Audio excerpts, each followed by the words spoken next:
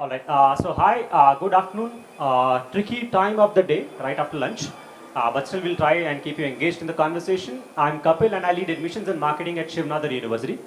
We are say about 70 kilometers from here and one of the youngest universities in the country right now. How many of you have heard the name? Okay, many of you. Do I need to still introduce? Yeah, I'll still take the opportunity. So we are about 6 years old now, and we have an undergrad population of about 1,800 students, and masters and PhD put together another 400 students. We last year we were adjudged as the youngest, the best university under 10 years of age by the Federation of Indian Chambers of Commerce and Industry. We don't believe in rankings, particularly the private rankings, but we took the bet to kind of get ranked under the National Institutional Ranking Framework by the government. And we were ranked 60th as the university, and the first amongst the, first in the under 10 years of age universities. We've grown very rapidly in the last 6 years. We started with engineering, moved on to humanities and sciences, and then we started School of Management, and next year we're planning to start with the School of Law. Along with that, we have departments in art, design, performing arts, and communication. And we were perhaps the first university in India to start the undergraduate, 4-year undergraduate liberal arts curriculum. And we've had many examples, and we've been able to establish ourselves as a place to discover rather than just get education. And I'll talk about a few examples on how students have been able to utilize the environment, utilize the culture on the campus to go beyond what they came in to do at the university and really discover themselves as individuals, as professionals, digress into areas which they never imagined before they came into the university. And what are the implications as counselors? What are the implications when you kind of counsel your students about educational environments that you're preparing your students for? So we'll have that conversation. Yeah, thank you. I'll stand for you, Clay. Thank you. You're welcome. Thank you. I'm John Wilkerson. I am Director of the Office of International Admissions at Indiana University and Chief International Admissions Officer for the Indiana University System. We are also a small university of about 47,000 students. We have an international student population right now just above 8,500 as of our latest census, with around 2,000 of our students coming from India. We're located in a college town, so smack in the center of the U.S., and that will be pertinent when we have further conversations. That's all you. Thank you, John. And full disclosure, so College Board, a membership association, Zena Evans, Dr. Evans, is part of our Board of Trustees, and we work closely with John on our CIS advisory committees. We're a big fan of networks like IC3, CIS, Council of International Schools, International ACAC. For all of you, I hope you're part of these organizations. So on to the important stuff, mission models, but education is the most powerful weapon in the world that you can use for change. I love this Fulbright quote. I'm from Memphis, Tennessee, so right across the river in Arkansas. Senator Fulbright is a big inspiration. I see some Education USA colleagues, and so the ability for education, higher education, especially in a time of change, this high level, time of anxiety, of globalization, we really feel higher education can be a buffer to some of these forces and be a powerful force. So with that, let's move to some specificity about some things that are going on. I'm going to cover some key trends. I'm going to get insights, color. So I'm going to be a play-by-play monitor. These guys are going to give me color, and then we're going to break it down into 3 key themes, and they're going to take over. So don't worry, it's not just going to be Clay talking. But I like this data from OECD. Some of you in the session before saw this, but OECD projects that in 2025, not too far along from here, and hopefully some presidents will be gone by then, 8 million students are projected to study outside of their host country. With that, student mobility is changing rapidly. I'm a fan of Dr. Rahul Chidatta. I'm probably butchering his last name, but Dr. Education, and took inspiration from this report he did on the waves of student mobility. So trends and insights in global higher education. This slide deck will be available to you. I'll just summarize that last wave to you, in that increasingly student mobility is not about destination or choosing a country, but much more inner mobility within a region. Within a region that will allow mobility to expand, more student decision-making around things like the character of the institution, the major access to financial aid and support systems, not so much, so again, my gray hair makes me very old, is that when I first worked at the College Board, most students would choose a destination, the U.S., and then look at the array of options within that destination. We feel that that's changing. And a student may be applying to Shibnada, Florida, University of New South Wales, all within the same time. And we're seeing that through our programs like SAT. Our friends at the British Council, Anna Asaki-Smith, provided this for me, that it's not just the US and India that's trying to globalize, as you know, it's countries around the world. And these are some key targets that they have. In Malaysia, looking for a 250,000 international students by 2025. When we were going over slides, I got rid of these, but somehow they came back. I'm not sure where they came. I put them in the appendix. But some of the macro trends, this came from a conversation with Kapil. And Kapil, they relate to India. I wanted you to really touch on these real quick. All right, so while Clay and I were having a conversation about these trends, some of these actually came up in the discussion. And one of the things that we clearly see, particularly in India, leading the kind of universities we do, is that global mobility is actually a serious question. This year in particular, after the entire, this year's admission season is when the visa conversations and H-1B conversations started happening in the US. And suddenly we saw a surge in the interest from many Indians who are based in the US on L1s and H-1Bs. And they don't know what will happen to their extensions and conversions of those visas. Many of them are looking to send their children back in India. Because in a year or two, when their terms, H1B and L1 terms expire, they don't want to leave their children behind. And also to pay the full international student fees in many cases, in H1B cases. So we saw a surge in applications for students looking to come back to India in residential universities. So this is a very, very pronounced trend, and we expect that this to strengthen over the next 2 years at least. Another thing was changing program preferences.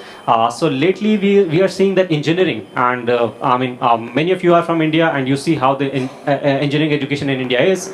So the joke the common joke is in India people do their engineering and then decide to do what they want to do in life. Yeah, but we see that is plateauing. India has about 1 million engineering seats. They have like tripled in the last 9 years. And there are only so much engineers that the country can take. And many of these institutions, they've proliferated in the last 5-6 years, and the quality is hugely suspect.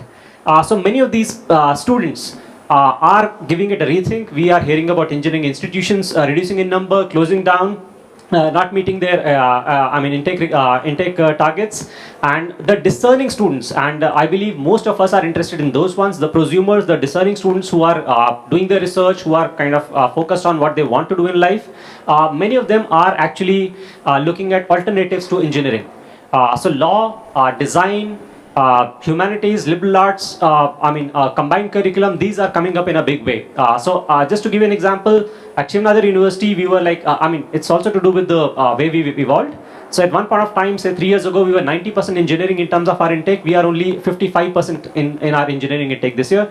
45% of the students are coming into pure sciences or liberal arts or management programs. At the same time, many of these engineers sense a lack of purpose. And that's what I said. What I meant when I said Shivnadar University has been able to evolve itself as a place for discovery, because many of these people, when they came into doing engineering, and in India, you have to do engineering for your family. Even if you're not interested, you have to do it because your parents expect you to do it. So many of these students came, and I was discussing with Clay some of these examples. So we've had one student who started making documentary films in the second year. He managed to somehow stumble through his engineering over 4 years, but he's runs a documentary filmmaking company in Chennai right now. Another student who, again, electrical engineer by her undergrad degree, but she did her minors in dance along with engineering, and right now she's pursuing her PhD in dance science in University of Bedfordshire. Yeah, there's another. So there are many of these examples, and this lack of purpose is hitting them. The lack of quality institutions is a kind of narrowing down the choices that students have in hand, and that's like reducing the charm of engineering. I'll not say it's reducing, but it's plateauing at some level, and from here we see that students are thinking about the options beyond and not just stick to the core option. And Zena, John, this harmonizes with some things we encountered in the pre-conference, particularly in working with Ashoka. But I saw your eyes light up about the engineering plateauing. Now, how does this rhyme with what you're seeing in the U.S.? In the U.S., I wouldn't say that engineering is quite plateauing at this time. However, I do see more of our students interested in engineering for non-traditional reasons. They are interested in maybe the art and design of it for more innovation type reasons. They're interested in Google. They're interested in all of these companies that you might not necessarily think top of mind with regards to engineering. So there is very much, like my colleague has said, this thinking of what is my passion, but taking that knowledge gained from that and applying it across a much broader sense of career opportunities than what we even saw 5 years ago, and definitely from what we saw 10 years ago. Absolutely. And there's an interesting, it's almost counterintuitive, but to me, India is going through a discovery of the liberal arts in its own context, in a way that America seems, which we often associate with the liberal arts, that even at MIT you would be taking, in Caltech, you would be applying with a broader range of coursework, but that in the media we're often questioning the value of a broad-based liberal arts education for something more specific. So it's an interesting dialogue going on there. Kapil, John, you're an expert on Generation Z. You're obviously part of it, right? Oh, yeah. Right. That's me. That's me, knocking over flowers. Yeah, so it is interesting to watch the transition, and Marcella and I, Kuka, we're going to have a whole session about this tomorrow, so there's a plug. But to see the shift of focus among the upcoming generation, I think we've seen millennials in particular pay a great deal of attention towards social interactions and social good within their learning experiences. So taking that application component that was important to Gen X, and there were workforce kind of influencers there, taking that a step further and finding out how do they employ what it is that they're learning in ways that have not just practical employment applications, but also social application. And I think that Gen Z research indicates is going to continue that approach, but to this point, be a little bit more focused, a little bit more demanding, having experienced the gains that the millennial generation has made in that area, and capitalizing on that. Excuse me. And we're definitely seeing, and this isn't just international, in the U.S. we're seeing a tremendous amount of students looking beyond their region, which is relatively new. If you were in the session this morning that we ran, we looked at some data on that.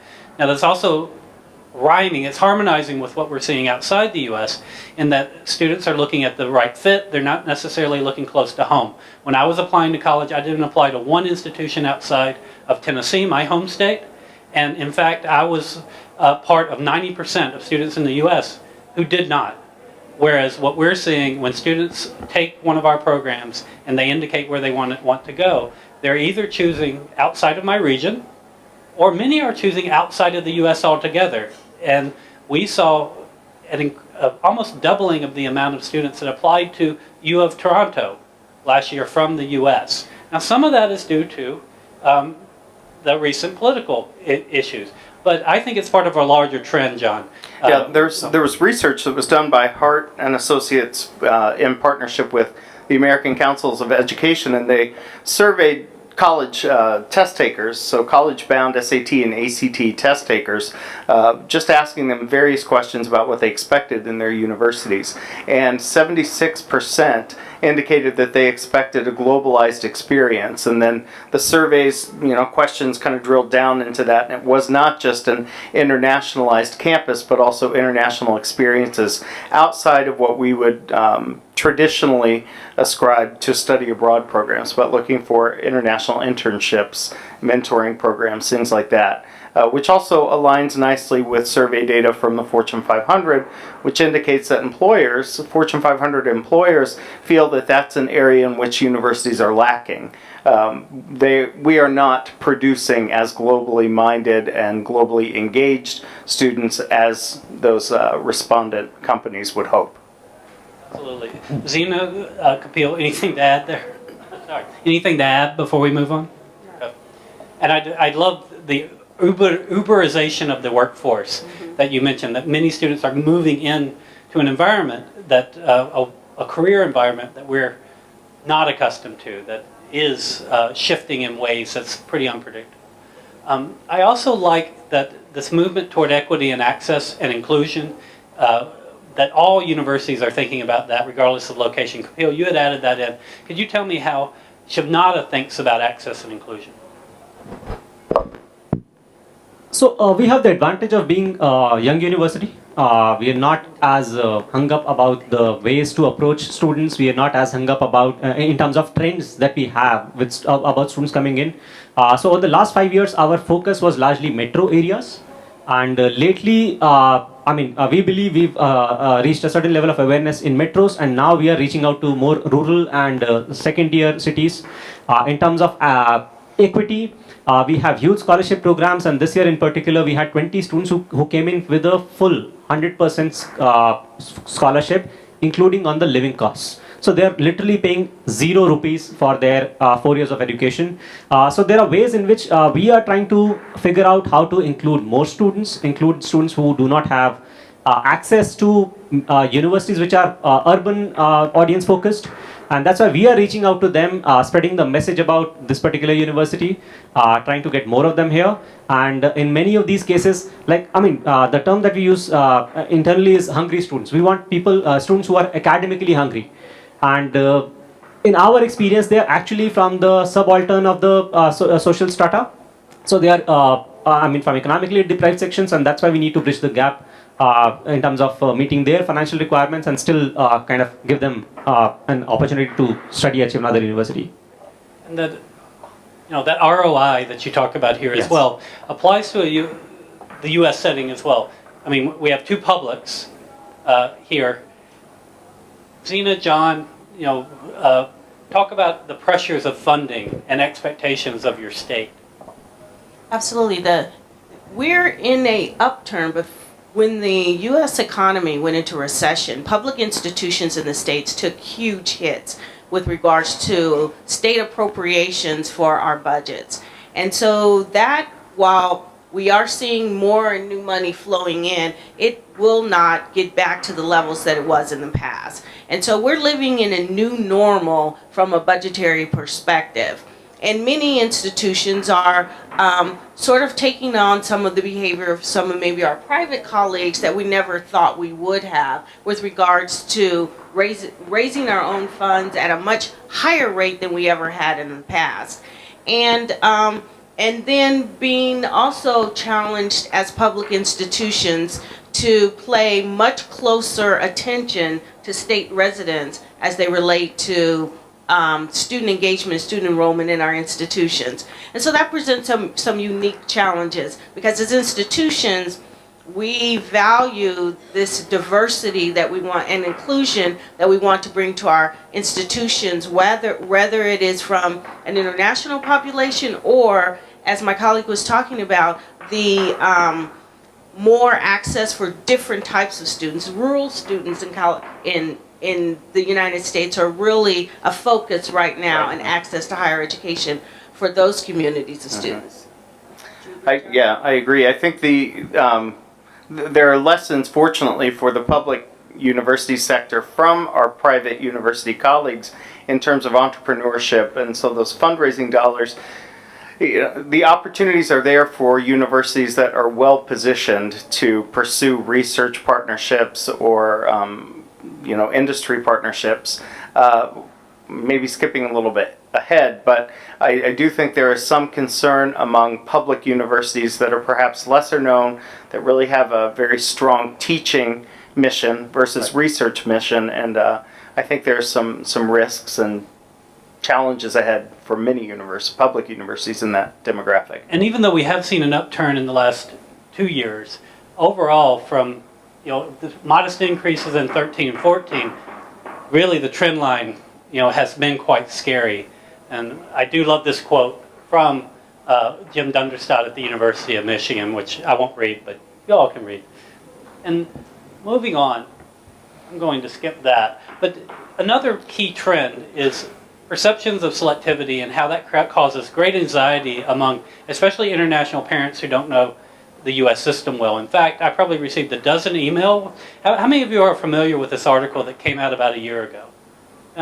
So I'm a big fan of Frank Bruni, but most of them, I have to admit, came from a different country than India. But the parents thought that this article was real, that Stanford actually chose to admit 0 students. But it does show that there's a lot of anxiety about the increased selectivity among a certain set of universities. The reality is that about 80% of institutions in the U.S. accept 50% or more of their applicants, and that there is a great strand of U.S. universities that, even below that, are not changing their admission rates. It's just that at universities like Stanford, like Harvard, you are seeing that 8 to 7% range that's creating a lot of anxiety abroad. John, what's your admit rate? Our admit rate right now is about 62%. We're still waiting on final census, but mid-60s to low 60s. That's fairly common for public universities, and I think that there are two. Oh, I could go on because I get a little hot and bothered about this topic.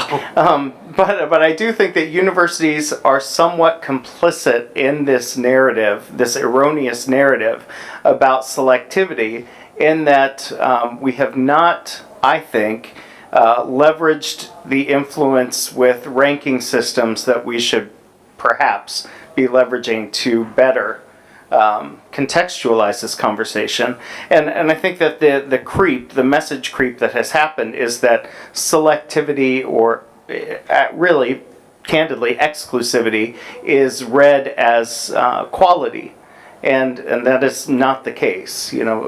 This is, in many instances, a capacity issue. Right. And it's a figure that can be easily manipulated by universities as well. So, Sina, do you have thoughts there? please. Yeah, I really want to reemphasize our admit rate is at 40%, so a little lower than the average. But and I believe one of your slides slows, is that while applications are going up, the number of seats available at our institutions has remained steady for at least the last decade. So while we're having more applications, and in some cases, students applying to, ridiculous number of institutions, 24 institutions. So there's a lot of, the numbers have grown significantly in applications while the spaces have not. And so how we balance that message that there is room for students across the institutions in the United States. And there's some wonderful places where opportunities exist for international and other students who are studying in the United States, but that application creep has more to do with number of applications being submitted than it really does to any exclusivity that you might see amongst institutions. Right. And Clay, for counselors in the room, I think I try very often, and we should preface this by saying we're at ranked universities, and so it's very easy to kind of take this position and call out deficits. But I look at universities or colleges like the CTCL group, the colleges that change lives, and look at the outcomes, the student outcomes that are happening in that group, and think this is a quality of colleges and universities that have a very specific mission and that are doing it very well and are serving their students well. And I think those are the metrics that are oftentimes not paid as much attention as they should. Absolutely. Hendricks and Eckerd and Absolutely. all of those institutions that aren't as well known outside the U.S. And it's also interesting that it's the institutions that I mentioned. I like to call it, this joke may not go over well in and whenever you say I'm doing a joke, it usually doesn't go over well. But you've heard of the Ivy League, right? You know, it's only an athletic conference. You know, that's what it was founded as. And so I often call it the bad football conference as opposed to being an SEC grad. Florida's in the good football conference. You're in an okay football conference. Big Ten's not shabby. Right. Yeah. But that bad football conference, most institutions keep their percentage around that 10% range. You know, there are some exceptions. Cornell's above that, Columbia's above that, but most keep it around 10%. And there's a very different admit rate for international students compared to domestic students, in part because of the financial aid given. However, at many institutions, like the ones we mentioned, Eckerd and so forth, sometimes the international students actually have an advantage because they're a rare entity, and that their admit rate is greater. Now, I'm not saying that that's the case at Eckerd, but there are many institutions where, especially if you're coming from a desired country, and right now India is on the upswing, they're very much desired, that you have a better chance to get in. Now, about Trump, excuse me, the elephant in the room. Yeah, I like to blame everything on Trump, including why my Skype keeps coming on, because I swear I cut that off. And this was supposed to come up differently. But one thing I'd like to point out, and John and Zena and Kapil would love your input on this, but higher ed has been at the forefront of every initiative that it has affected students. So particularly the travel ban. Higher ed has been at the forefront of resisting that. I use this tweet by Harvard, you know, so now that I made fun of the bad football conference, now I'm bringing them back up. But Harvard was part of a group with BU, with MIT, with others, to put forth a very powerful amicus brief. But in fact, the Sixth Circuit Court, which blocked, I'm getting kind of in the weeds here, but the Sixth Circuit in the West, which ended up blocking the initial travel ban, that required a party that was of standing. So that's what we call in the U.S. A party in the U.S. needed to be harmed for that to be blocked. So who was that party? Actually, University of Washington, UW, as well as many of the UCs, were the one in the Sixth Circuit to block that. So John Zena in particular, talk about what your universities, how your response has been to some of the initiatives. I'm proud to say, was loud and fast. We were we heard from several universities that were directing students to our information website about what to do. I think that it was helpful for us to have very firm leadership that was directioned and purposed. I think that also took some courage, being in a state that is typically conservative. And there was a very strong message towards students that we called high-touch engagement. So it wasn't just the message from leadership, but taking it a step further and hosting information sessions for students. And we saw the Bloomington community and students come out and hold welcome signs and pass out cookies like true Midwesterners to international students as they were going into that session. And so that's the personalization that I think was happening on a lot of campuses, where the message was being put out by university leadership was also being sustained by community members who were engaging with those students in much more personal ways. At the University of Florida, and like many institutions, our initial response to this Friday evening, dropped on a bomb on us, was to make sure we were taking care of our students and our faculty. Once we call you part of the Gator Nation, and once students become a part of that family, it was very, very important to us to make sure. We spent the weekend with the president of the university included, trying to find out where were our students. Were they in country? Were there any of them doing research or someplace else? Where were our faculty members? Just to make sure that they knew and understood we were there for them, and we immediately put into action different kinds of outreach so that they had resources and held many of the same kinds of meetings that John is talking about. But more importantly, I think the education community as a whole said this is not acceptable. That if we are part of a global community, and to have the engagement in our classrooms of a global community in our classrooms is going to be so critical to not only the U.S. success, but to the world's success.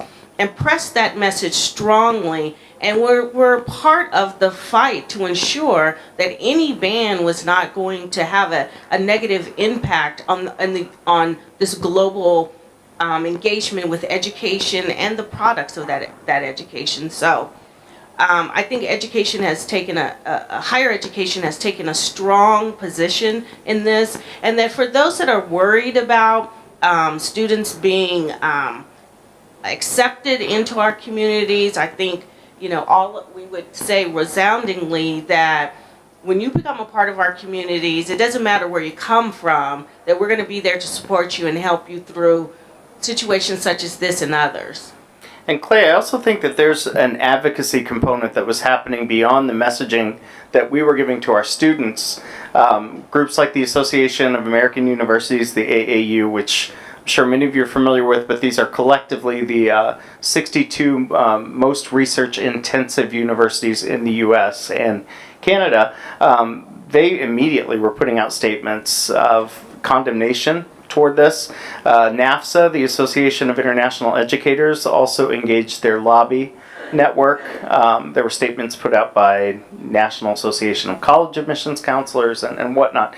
So I think that also, in particular the AAU, was very interesting to see that synergy that was happening between education and industry, where the messaging, particularly around visa potential immigration changes, was being showcased in a much more comprehensive manner than we sometimes see in media, saying that this maybe starts with education, but has impact down the road in industry, particularly in technology fields, biomedical fields, things like this. So areas of industry that are of strategic value to the U.S. economy. And so I was happy to see that, not surprised, but it's always pleasing. Well, and I skipped ahead because you were talking about the NAFSA initiative to what Education USA was a driver behind this. It actually came out of Temple University originally, but the You Are Welcome campaign. Have you all heard of the You Are Welcome campaign? So it's a very good thing. And many universities have, so there's Temple there, give them a shout out for their Twitter page, that many universities have created videos that are quite creative and inspiring, really, including University of Florida, University of Indiana. And for your students and parents, I think it's important for you to highlight these. I skipped ahead one slide. I would, though, and I'd erase those anyway. Again, I'll blame it on Trump, that somehow they ghostly reappeared, because we got this down to 20 slides. But you'll have it for your appendix, at least. The other point that I wanted to make on top of John's was about it's not just undergraduate students impacted. That the H-1Bs, which were also threatened, if you look at the list that was on one of those slides, and again, you'll have this later, I'm not going to go back to it now, but a lot of red states were represented in the proportion of H-1Bs. So places like College Station, Texas, places like Research Triangle Park have among the highest percentage of H-1Bs, of visas, work visas. And those communities were very affected by this and are responding in interesting ways. So with that, I said that now that we have 15 minutes for questions, these were the three kind of buckets that we tried to maneuver around. You know, we did so more organically, but there's growing institutional pressures increasingly on all institutions, U.S. and otherwise. And international students fit into that, but there are other factors as well, including funding models. The social and political climate, definitely impacting. I would include, I have the U.S., one thing that also didn't survive somehow getting in here was Brexit. That I'd include Brexit, but also the China slump. And there's several factors going on that are external, that are affecting student mobility. And lastly, on a more positive note, that expanding access, diversity, inclusion is also becoming a priority that's global. That universities here all embrace and are committed to that philosophy of inclusion. They all do it in different contexts of their own state, of their own country, but these are incredibly important to them, and international students are included with that concept of inclusion. But one thing that I think counselors often internationally don't understand as much, or maybe they do, but how much especially low income but underrepresented, or low income or high ability but low income, or high ability underrepresented students play into the role of the culture of many institutions. And that's really at the heart of the College Board too, as well, that it's a priority for us to make opportunities for those students and for them to have, sometimes you can translate that as international students as well coming from low income backgrounds, but also American students from low income backgrounds being able to interact with a wide international population is important. So with that, let's go to questions. I was going to ask them that, but with only 15 minutes left, let's go to open question and answer. My name is Zafina, and I'm an Education USA advisor. And I know we're going to be doing a session on diversity, but I know the state-funded schools are having issues with funding, so then now this becomes state-located. That's what Zina was mentioning. So I also know that you are trying to recruit, and I also know that each state has got its own policy in terms of how many international students you can take, especially at the undergraduate level. At the graduate level, I think it's more flexible and more open, but at the undergraduate level, there are limits to how many students you can take in each of your states. It'd be great to actually highlight, because I know many of the counselors here might find that useful information, and how the statewide policies are different. Like I think in North Carolina, it's around 4 to 5% with very few intake of international students. But at the same time, you're here in India to recruit. So it's sort of, are you trying to recruit the cream or the, why are you here to recruit in India at this point? When you have restrictions in the number of students you can take. That's a really great question. And when we think about, in the state of Florida, there's no, it is just non-resident. They don't care if you're international or domestic. It's just a difference between those that are Florida residents versus those that are not Florida residents. And in the state of Florida, we have a system-wide cap of who can be a non-Florida resident. So there are 12 institutions in our system. The system-wide cap is not to exceed 10%. But with 12 institutions, and many of my sister institutions have a far less international reach, that does then allow others of us in the system to have a much larger population of non-resident students. And so it makes that kind of a moving target amongst us. At the University of Florida, we are typically capped with non-residents at about 20%. Now then you say, well, why? You're a very good question, and why are you out recruiting people? Well, it's, we want to be able to put a class together that is very representative. So even if it is only going to be 20%, then we want that 20% to mean something. We don't want that 20% just be who happens to hear about us. So we want to engage with students, help them to know and understand who we are, and figure out whether or not that's going to be in that 20% the best distribution of students. And also, like you said, at the graduate level, there's more flexibility. And while, for me in particular, both graduate and undergraduate admissions report through my area.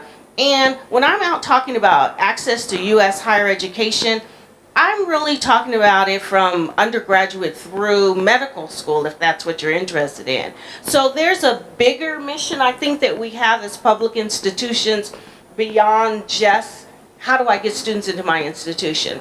But we have a mission of what is the value of higher education to us as an institution, to us as the United States, and to us in the global marketplace. And so that responsibility, I think we take very, very personally, and we find its value very, very important. So a lot of things do come down to the numbers, but then there are some overarching messages or commitments or values that we have that are important enough that we need to make sure that we have that big picture of all of those types of students in our institutions. Yeah, and Indiana's a little bit different in that we're experiencing population decline, whereas Florida's growing. So our target is around 55% in-state residents. Beyond that, for out-of-state, we don't make any distinction between domestic or otherwise. Typically, though, our international population tends to be around 10%, 8 to 10% of our undergraduate population. I do think, though, in keeping with trends, given the changes that we expect in the coming years, I expect that we will see some entrenchment of the international populations to certain universities in the United States. I think there are going to be two things that happen. One, I think there will be a bit of separating of wheat from chaff and really finding out which universities are recruiting international students and why. Were international students filling seats? Were they revenue generators, or were they actually an embedded part of the institutional mission? So to Zina's point, when we think of access as a public university, one of those points of access is ensuring that we are providing the global education that we know employers are expecting, that students are expecting, and for many U.S. citizens, especially those in certain states, the opportunity to interact with diverse communities and globalized communities are somewhat limited. So creating those spaces within our learning environments becomes an access issue. So that's part of why we're recruiting. And I think you will see that separation of universities that are doing it for an educational mission versus universities that have other imperatives that they're addressing through international recruitment.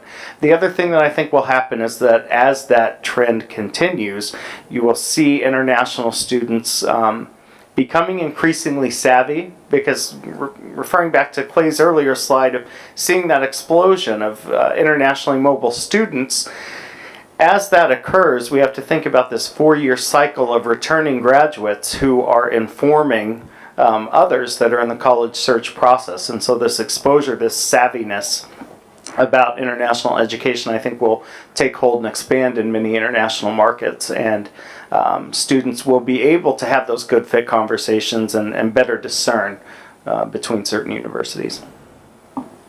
I'm coming from Coimbatore. My name is Sandeepa.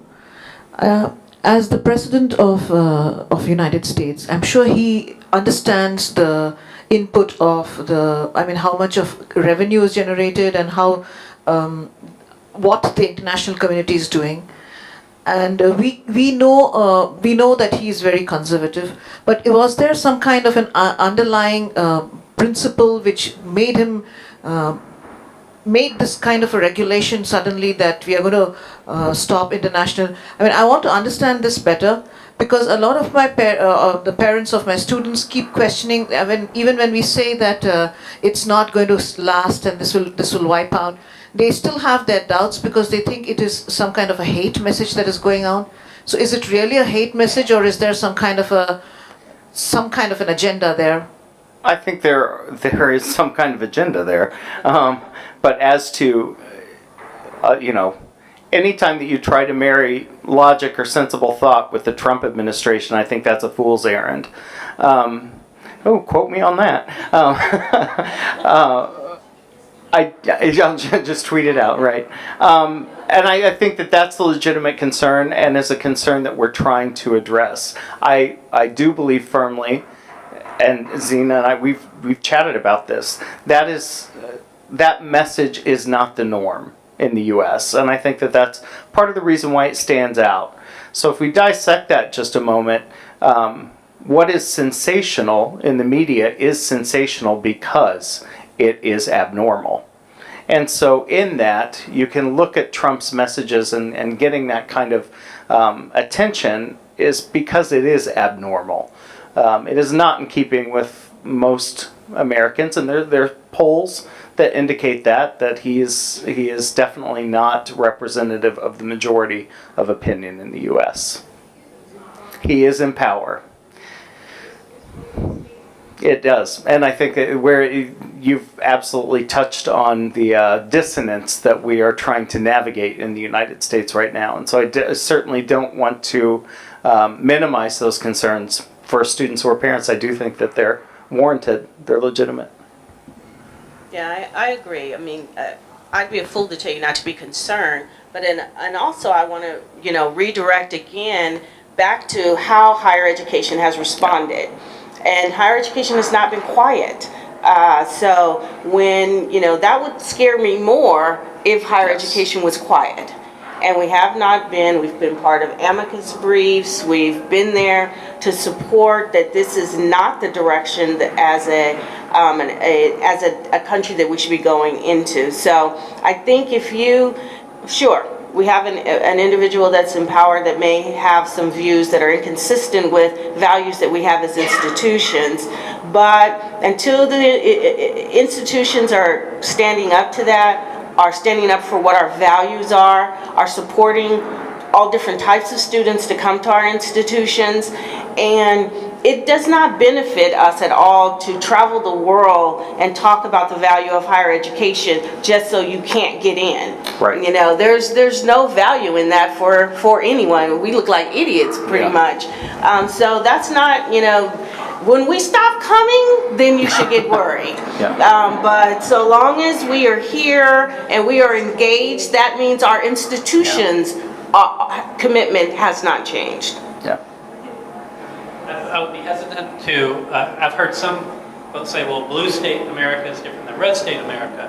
And I'd be careful to counsel that. I think there are red state universities and communities that are just as welcoming and safe and open as others. I mean, Houston, which was hit recently by a hurricane, you don't want to be there during the hurricane, but their universities, University of Houston, Rice, are among the most internationally engaged, for example, but right in this red state of Texas. Universities in Oklahoma and so forth, where you wouldn't expect. And actually, you guys represent red states. And I would also say this is to demonize red state, blue state, I think it's a simplistic view. And it's important to remember that Donald Trump is incredibly divisive even within the Republican Party. And so he's oftentimes, or in many ways, not a representative of the red state ethos either. So that's probably too much for a 17-year-old to care about, but as counselors, I do think it is a more nuanced conversation than a simple red state, blue state divide. And we're out of time, unfortunately, but follow us on Twitter. John's is my favorite. I am the Yahootzi. And with that, I wanted to thank my panel very much. I really appreciate your insights, and thank you for your questions. Okay, enjoy the conference.